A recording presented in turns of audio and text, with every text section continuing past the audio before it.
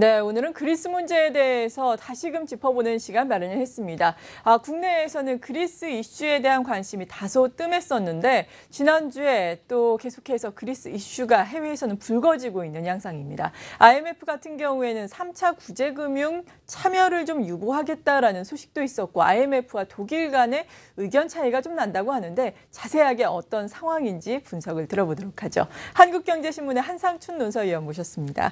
어서 오세요. 네, 안녕하십니까? 네, 먼저 그리스에 대해서 사실 국내에서는 많은 관심을 요즘에 갖지 않았었잖아요. 네, 그렇습니다. 하지만 또 해외에서는 무척 그리스 이슈가 부각되고 있다고 들었거든요. 구체적으로 어떤 상황인가요? 국내보다는 해외에서 네. 지금 정도로 보면은 상당히 좀 심각하게 이게 판단하고 있는 것이 아닌가 생각하는데 네. 이달에도 이제 3차 구제금융 협상이 있고 또 그리스의 이달에 상환 물량이 돌아오는데요. 지금 상태에서 보면 채무 탕감 문제가 가장 중요하거든요. 그래서 채무 탕감 문제를 놓고 트로이카 채권단 중에서 IMF와 그다음에 유로존의 상징인 독일 간의 이견 차이를 보이고 있다 이렇게 보겠습니다. 아무래도 이런 이견 차이가 독일에서 제공한 것이냐, IMF에서 제공한 것이냐 이 점을 우리가 잘 따져봐야지 향후의 3차 구제금융 협상이라든가 이후에 그리스 문제가 어떻게 전개될 것인가 하는 것을 우리가 예상해 볼 수가 있겠는데요. 네. 지난주인가요? 제가 진행자께서 IMF가 1997년 한국과 지금의 그리스 문제와 이렇게 처리할 때 다른 각도로 처리한다 하는 한국경제신문의 이렇게 기사를 이용해서 말씀하신 적이 있는데요. 네, 요즘에 IMF의 성격이 좀 강경해졌다. 이런 예, 그렇습니다. 기사가 있었죠. 예. 바로 그런 대목이 아닌가 생각합니다. IMF의 태도가 바뀌어서 그런 것이 아닌가 생각하는데요. 지금 말씀대로 1997년 외환위기 당시에는 구제금융을 주면서 전제 조건이 지출을 줄여라, 씀씀이를 줄여라, 네. 긴축과 다른 한편 등에서는 성장의 기반을 중장기로 마련한다는 차원에서 강력한 개혁과 구정을 요구했죠. 이 과정에서 우리 국민들이 상당히 많이 고통을 당했다는 것을 아실 겁니다. 그러나 2015년 7월부터 여기 이제 숫자가 2015년이 되는데 2005년 7월로 되어 있습니다. 2015년 7월부터 네, 이달 올해. 들어서 자체적인 변제 능력을 개선하는 방향으로 IMF가 구제금융의 전제 조건으로 바뀌고 있다. 그러면 자체적인 변제 능력은 뭘까 하는 측면에서 보면 하나는 채무를 탕감해서 빚을 좀 줄이고 다른 한편 측에서는 긴축보다 성장을 요구하는 로커프 독트린보다는 크루그만 독트린으로 이렇게 해서 성장을 요구하는 쪽으로 이렇게 가야 자체적인 변정 능력을 좀 올리지 않느냐. 근데 구제금융 주면서 긴축을 강요하면서 독일식으로 이렇게 되면 결국 자체적인 변제 능력마저 떨어지기 때문에 결과적으로 보면 유로존에서 그리스가 좀 탈퇴하는 게 아니냐 하는 이런 시각을 놓고 지금 3차 구제금융 협상을 놓고 사실 난기를 빠지고 있다 이렇게 보겠습니다. 네, 그러니까 어떻게 보면은 목소리는 강경해졌다. 그러니까 주장은 상당히 지금 강하게 하고 있지만 전제 조건 자체는 상당히 누그러진 것이 느껴지는 상황인데 이러한 태도의 변화가 미국 때문이다라는 이야기도 있더라고요. 네, 아무래도 이제 IMF 입장에서는 미국이 최대 지분을 갖고 있기 때문에 2차 세계대전 이후에 지금까지 모든 국제금융 현안에 대해서 IMF의 의견 제시는 결과적으로 보면 미국의 의견이 아니냐 하는 이런 시각이 많았었거든요. 네. 이번 같은 경우도 지금 진행자께서 말씀하신 대로 그리스에 대해서 지금 상당히 누그러진 입장을 왜 IMF에서 보여줄까 하는 이런 측면에서 보면 그리스가 갖고 있는 유로존의 전략적 상황이다 이렇게 보겠습니다. 네. 아무래도 그리스는 러시아와 유로존의 중간지도에서 우리가 얘기하는 중간자 전략적 요충지이기 때문에 이것이 유로존에서 탈퇴할 경우에는 러시아와의 아주 긴밀한 관계를 유지하면서 미국이 유로존의 국가 안보라든가 이런 방어에 상당히 좀 한계를 노출될 가능성이 높거든요. 네. 더더구나 지금은 미국과 러시아, 그다음 미국과 중국 간의 여러 가지 영토 문제라든가 북극해 문제로 인해서 신냉전 시대가 우리된다 하는 것은 시청자 여러분 잘 아실 거라고 봅니다. 그런 측면에서 그리스에 대해서 러시아로 가져가느냐 아니면 미국 편으로 계속해서 남아있느냐 하는 이런 측면에서 그리스의 유로존의 잔존 문제, 그리스의 유로존 탈퇴 문제, 그렉시트에 대해서 어떤 방향을 가져가는 것이 굉장히 유럽존의 자체 문제뿐만 아니라 유럽 전역 또 러시아의 관계, 중국과의 관계에서 굉장히 중요한 문제인데요. 이런 각도로 볼 때는 그렇습니다. 모든 논란이 될 때는 기존의 입장을 유지하는 것이 좋거든요. 그런 측면에서 보면 오바마 대통령 입장에서는 굳이 지금 연임도 임기도 2년도 안 남은 상황에서 이게 긁어부스럼 만들 필요는 없다 하는 측면에서 그리스의 유로존의 그 잔존 문제에 대해서 소위 그 그렉스 방안에 대해서 반대 입장을 보이고 있는 상황이거든요. 그러다 보니까 결과적으로 그리스를 좀 살리는 쪽으로 이렇게 보는 시각이 그렉스 가능성을 좀 줄이면서 유로존의 그리스의 그 잔존 문제가 돼서 지금의 질서를 유지하지 않느냐 하는 이런 쪽의 해석도 만만치 않다 이렇게 보여졌습니다. 네, 이렇게 그리스가 좀 살아나서 전반적으로 경기도 좀 살아났으면 좋겠는데 문제는 앞서서 말씀드린 것처럼 독일의 입장이 또 다르고 그리스의 입장이 또 다르다 보니까 3차 구제금융 같은 경우에는 내년까지도 연기될 수 있지 않겠느냐라는 의견도 있더라고요. 지금 어떻게 흘러가고 있는 건가요? 아주 그 진행자께서 좋은 지적을 해주셨습니다. 지금 3차 구제금융에 대해서 많은 국내 증권사들이 이달 내에 타결돼서 사실상 그 3분기에 코스피가 일부 리서치 센터장 같은 경우에는 뭐 최고점을 기록할 것이다 하는 이런 거 전망치도 내놓고 있습니다는 네. 사실 분위기는 그런 분위기는 아니다 하는 것을 좀 말씀드리고 싶은데요. 네. 왜냐하면 그리스의 그 채무 문제의 그 협상 당사자는 트로이카, EU라든가 유로와 IMF 그리고 그리스 당사국이지 않습니까? 그런 측면에서 보면 사실 이 협상 당사국의 지금의 문제에 대해서 어떻게 입장일까 하는 것을 간단히 좀 말씀드리겠습니다. 트로이카는 정전과 달리 의견의 갈등을 보이고 있죠. IMF와 유로존 문제, 또 EU도 지금 이 구제금융 협상에 대해서 영국의 그 EU 탈퇴 문제와 이렇게 빌미를 해서 상당히 보수적 입장을 나가고 있는 상태이고 이런 상태에서 그리스 문제입니다. 그리스는 지금 그 새롭게 들어온 볼프강 음모설이 있거든요. 이 볼프강 음모설은 결과적으로 그리스의 태도는 지난번에 국민 태도에서 트로이카의 입장을 좀 반영했지만 궁극적으로는 그리스 국민들은 역시 총선에서 나타난 것처럼 유로존을 좀 탈퇴해서 독자적인 회생 방안을 이렇게 요구하는 것이 아니냐 하는 측면에서 결국은 그리스 자체에도 지금은 이 3차 구제금융 협상에 대해서 위험성을 알려진 것과 달리 굉장히 내심은 다른 측면이 있다 이런 쪽을 많이 알고 있습니다. 네. 이것이 그 쇼이블레 음모설, 볼프강 쇼이블레 음모설인데요. 이 볼프강 쇼이블레는 지금의 그리스의 재무장관이다. 그래서 구제금융의 이렇게 협상 파트너로서 책임자다 이렇게 보게 됐습니다. 그래서 이분이 그리스 채무 탕감에서 부정적 입장을 보이는 상태거든요.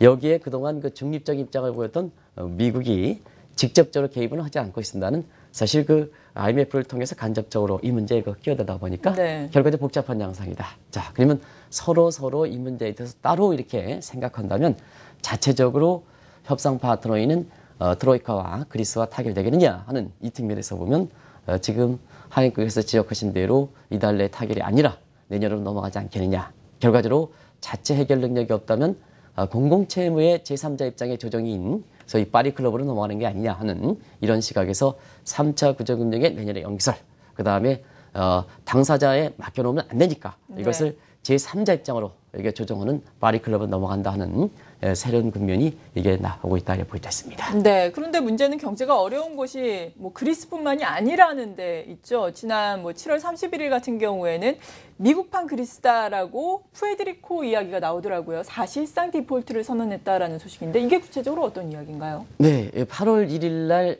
이자 문제가 한 1억 불도 안 됩니다. 이게 이제 인터넷을 보면 5천 불, 그 다음에 9천만 불 이렇게 해서 5천만 불, 9천만 불에서 서로 액수가 다른데요. 이런 부채 개념이 다르기 때문에 그렇습니다. 어디를 포함하느냐? 잠재적인 부채를 채무를 포함하느냐? 아니면 현실적 채무를 포함하느냐? 두 숫자가 틀린 건 아니다 하는 걸 말씀드립니다. 그런 측면에서 1억 불도 안 되는데요. 자, 그러면 시청자 여러분도 궁금한 사항이 있을 겁니다. 미국의 자치령인데 푸에르토리코가 사실상 그 1억 불도 안 되는 것을 왜 미국이 구제금융을 지금까지 이렇게 주지 않고 1일 날 못 갚았는데 영업일이 오늘까지입니다. 그러니까 이제 우리가 보면 1일까지 이렇게 카드 대금이 이렇게 딱 들어오면 그게 휴일이면 다 월요일 날 되죠. 그러네요. 그래서 오늘이 이제 상당히 관심이 될 거 이렇게 보이는데요. 지금까지 1억 불도 못 되는 이 푸에르토리코의 디폴트 문제에 대해서 사실 그 미국이 구제금융을 주지 않겠다는 입장을 보이고 있습니다. 왜냐하면 자치령과 미국의 50개주는 같은 각도입니다. 그러면 만약에 푸에르토리코가 지금 1억 불도 안 되는 소액 규모를 지금 당장 급하다고 해서 사실상 이렇게 지급할 때는 다른 주와 형평 문제가 있습니다. 왜냐하면 지금 푸에르토리코 자체적으로도 570억 달러 정도의 굉장히 디트로이트보다도 굉장히 국가 채무가 많은 상태이고요. 이것에서 구제금융을 주면 이걸 바탕으로 해서 프레이토의 그 자치령 국민들이 계속해서 국가 채무에 대해서 요구를 한다는 얘기입니다. 이 빌미를 이거 제공하지 않겠다는 측면이고, 다른 국가의 미국의 다른 주도 지금 그 국가 주의 채무가 많은 상태거든요. 그럼 어떻게 되냐? 자치령은 줬는데 왜 나는 안 주느냐? 더더구나 정치적 파워필리즘에서 내년도에 그 대선을 앞두고 있는 이런 상태에서 보면 결국 정치적 이슈 문제 때문에 국민들의 파고들 수 있는 가능성이 높거든요. 그러다 보니까 오늘 사실 영업 개시를 맞아서 1억 불을 미국에서 줄 것이냐 하는 이 측면에서 보면 상당히 부정적 시각이 돼서 사실 그 진행자께서 말씀하신 대로 그리스판 뭐라 그랬죠? 미국판 그리스, 얘기가 나오더라고요. 예. 미국판 그리스라 이런 얘기가 현실적으로 와닿는 얘기 아닌가 생각합니다. 지금 상태에서 보면 페이트리코 자치령 정부의 입장에서도 최대 그 채권자가 미국의 그 투자자들이거든요. 네. 결국 미주 투자가들의 미국의 그 오바마 정부가 이거에 대해서 부정적 입장이라면 민간 차원에서 미국의 그 투자자 입장의 그 어떤 채권 그 상환에 대해서 연기를 요청하는 이런 마지막 단계에 오고 있는데요. 이런 것이 향후에 미국의 그 주채무 문제와 결부되어 있기 때문에 단순히 인터넷에서 1억 불 미만인데 그게 무슨 문제냐 하는데요. 네. 이게 앞서 말씀같이 프레이트리코 전체 국가 채무 문제가 아니라 미국의 주 50개 주제의 문제, 형평성 문제가 관리가 되기 때문에 국제금융 시장에서 상당히 주목하는 사항이다 이렇게 볼 때 있습니다. 네, 그렇군요. 푸에르리코가 그러니까 미국의 자치령이기 때문에 국가가 아니기 때문에 IMF로부터 구제금융을 받을 수는 없는 상황이고 미국으로부터 받아야 되는데 각 주의 이 형평성 문제 때문에 그런 것은 좀 어렵다라고 말씀해 주셨는데 남미 국가 중에서 또 비단 어려운 게 푸에르리코뿐만은 아니잖아요. 물론 푸에르리코는 국가는 아니지만 다른 나라의 상황은 어떻습니까? 네, 모두에서 이제 진행자께서도 8월 그 증시를 스케치를 이렇게 지난달 비춰서 이렇게 얘기하실 때 대외적 여건이 그 만만치만은 않습니다. 그렇죠. 이런 말씀을 하셨는데요. 그 중에 그 가장 큰 문제가 신흥계 통화 지불한 문제가 아닌가. 우리나라도 원달러이 2년 만에 그 최고 수준 올라갔지 않습니까? 네. 그것이 외국 자본 이탈과 이렇게 결부되어 있기 때문에 아마 그런 그 해석을 해주신 거로 생각하는데요. 지금 미국의 금리 인상을 앞두고 우리가 속해 있는 신흥국의 그 통화 가치가 아주 떨어진 상황에 경기는 어려운데 금리는 다 올려가는 이런 모습을 보이지 않습니까? 네. 이런 각도에서 역시 중남미가 그 핵심에 위치해 있는 것이 아닌가 생각합니다. 그런 측면에서 올해 1, 4분기까지 푸에르토리코보다 더 어렵다 하는 것이 베네수엘라였거든요. 아마 그때도 방송을 진행해서 아시겠지만 이 베네수엘라의 디폴트 문제가 1, 4분기에 제기됐지 않습니까? 예. 이런 것이 그 국제유가가 40달러대에서 60달러대로 이렇게 올라감에 따라서 다소 그 숨통을 터지긴 했습니다는 사실 베네수엘라의 재정 사정은 하나도 개선된 게 없었습니다. 그래서 이 디폴트 문제를 막기 위해서 그동안 그 유가를 팔아서 보유금을 많이 했는데 이 보유금을 팔아가지고 연매했던 상황이거든요. 근데 최근에 어떠냐? 유가가 다시 떨어지고 있죠? 네. 유가가 다시 떨어지다 보니까 사실 베네수엘라 같은 원유 수출국들이 상당히 좀 어려움에 봉착해 있다 이렇게 볼 때는데요. 비단 그 베네수엘뿐만 아니라 2002년도에 그 디폴트에 당했던 이 아르헨티나 같은 경우에도 지금은 상당히 좀 난길에 빠지고 있는 상황이다. 그래서 인접국인 그 브라질도 지금 최근에 금리를 좀 경기가 어려운 것 같게 자금 이탈을 방지하기 위해서 올렸지 않습니까? 그래서 네. 전체적으로 보면 중남미 국가들이 좀 어려운 상황에 지금 봉착하고 있다 이렇게 보였습니다. 네, 그리고 앞서서 그리스가 전략적 요충지로 중요한 국가다라고 말씀해 주시면서 나왔던 것이 러시아 쪽인데 러시아 쪽에 우크라이나도 사실 내전이 계속되면서 경제가 좋은 상황은 아닌 거죠, 지금? 예, 전략적 요충지라 본다면 그리스보다도 우크라이나도 만만치 않다. 그렇죠, 발칸반도 놓고 서부와 동부 간에 이렇게 놓고 1년 이상 내전이 지속되는 데 있어서는 그만큼 전략적 요충지 때문에 그렇다 이렇게 볼 때는데요. 자, IMF의 태도를 한번 보겠습니다. 네. 지난달 24일까지 한번 말씀드린 적이 있습니다는 채무이자에 대한 변제 유예 이 협상이 있었거든요. 이 협상이 순탄치 않게 됐습니다. 그러다 보니까 사실 이달 말에 들어왔던 그 채무에 대해서 상환하지 못하다 보니까 자, IMF가 구제금융을 줬습니다. 여기 국가에 대해서는 구제금융을 줬습니다. 이상하게도 그리스에 대해서는 구제금융에 대해서 전제 조건을 독일과 이거 이해되기 때문에 이렇게 상당히 전제 조건을 바뀌는 이런 그 태도를 보였습니다는 사실 우크라이나에 대해서는 17억 불 정도의 구제금융을 지급해서 상당히 그 IMF의 구제금융이 어떤 기준에서 줄 것인가 하는 것이 네. 지금 국제금융시장의 또 다른 논란거리거든요. 이것이 정치 군사적 측면에서 이렇게 정책 파워프리즘에 대해서 이게 지급되면 경제 문제와 정치 문제의 구별을 원칙으로 해서 설립 초기에 아주 그 확고한 기준을 지켰던 IMF의 전반적인 전통이 흐트러지는 게 아니냐 하는 네. 측면에서 IMF에 대해서도 상당히 의심을 받아오는 상황이고 특히 중국의 이렇게 세력 이렇게 증대에 따라서 IMF 자체가 약화되고 있는 상태에서 보면 이 문제는 또한 중요하다는 입장이 이게 되거든요. 그런 각도에서 보면 지금 17억 불의 긴급 구제금융을 줘서 이달 1일에 줘서 사실 채무 변제 협상 순탄치 않은 거에 따라서 디폴트에 면하긴 했습니다는 사실상 이 점도 국제사회에서 보면 이거는 어떻게 얘기합니까? 미국판 그리스다 하는데 이거는 우크라이나판 그리스라 그러겠습니까? 어떻게 해야 되나요? 예. 그래서 이런 상태에 빠져 있다니 보여되는데요. 이게 대표적으로 우크라이나 국채 가격을 보겠습니다. 이제 우크라이나 국채 가격은 국채가 특수채로 분류되기 때문에 시장에선 소통이 안 됩니다. 그래서 영국의 특수채 불법 특수채 중개 기관은 이그조틱스에서만 유통되는데요. 네. 최근에 보면 이 국채 가격이 액면가의 절반 이하로 떨어지는 거의 휴지 조각 상태로 떨어지는 이런 거를 보면 우크라이나가 구제금융을 받긴 했지만 그래서 디폴트는 면하긴 했지만 사실상 국제사회에서 보면 디폴트에 빠져있다고 보여졌습니다. 네, 다시 한번 불거지고 있는 그리스의 디폴트 문제에 따라서 우리가 세계 각국의 현황에 대해서 자세하게 점검을 해봤는데 그리스 같은 경우에는 사실 이 경제에 대한 우려감이 제기가 된 지 상당 기간이 지났었죠. 지난 2009년 한 6년 전쯤에 이러한 부분이 불거지면서 그때 당시에는 또 피그스 국가, 뭐 포르투갈이라든지 뭐 스페인 등 여러 나라로 또 이것이 도미노 현상처럼 확대가 되지 않겠느냐가 관건 아니었습니까? 이 피그스 국가는 지금은 어떤 상황인가요? 네, 많은 전문가 예측기관이 지금 말씀대로 그렇게 전망했었죠. 그렇죠. 그래서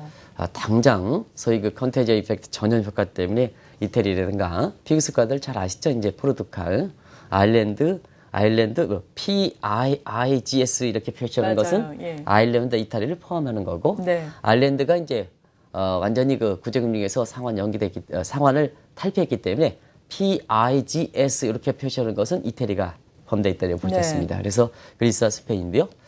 지금 올해 들어서 좀 사정이 많이 달라지고 있습니다. 사실 스페인 같은 경우에는 가장 그리스의 전염 효과를 본다면 아마 시청자 여러분도 기억나실지 모르겠습니다만 가장 전염이 빠른 국가가 되지 않았냐 이렇게 봅니다는.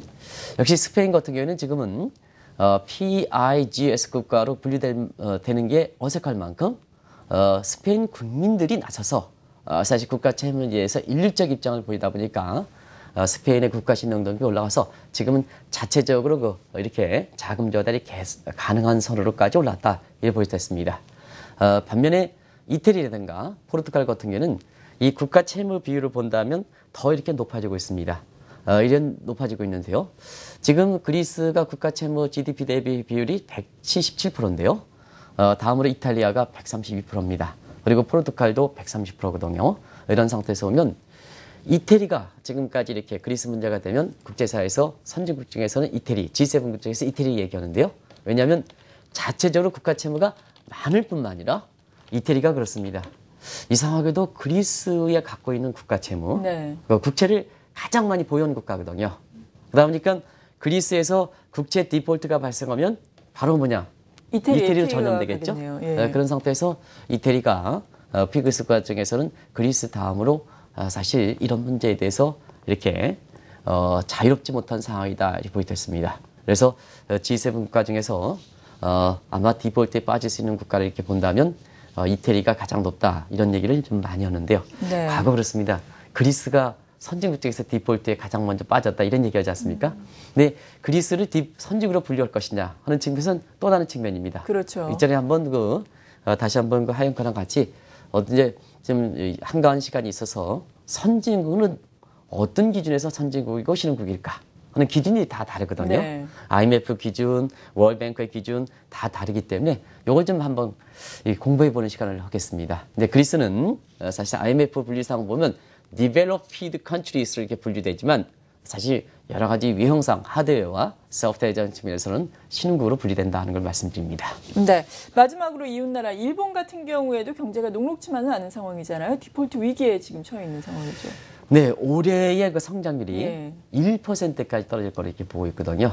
그래서 지금 상태에서는 엔저만이 이렇게 능사만은 아니다 하는 상태에서 지난 주말에 그로타 하루오카 일본은행 총재가 분명히 그 얘기를 했습니다.